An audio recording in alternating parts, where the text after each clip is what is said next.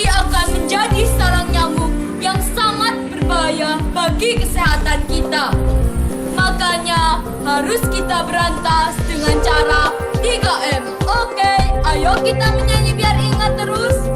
Menguras dan menyikat tempat air, menutup rapat-rapat tempat air, mengumpulkan, manfaatkan dan singkirkan barang bekas sekitar kita. Wow, sekarang tempat kumuh ini akan kita buat menjadi tempat yang bersih dan indah, agar nyamuknya tidak betah lagi dan pastikan tidak ada jentik-jentik yang hidup. Hore, sudah jadi lingkungan kita menjadi bersih dan indah. Salam Pramuka. Wassalamualaikum warahmatullahi wabarakatuh.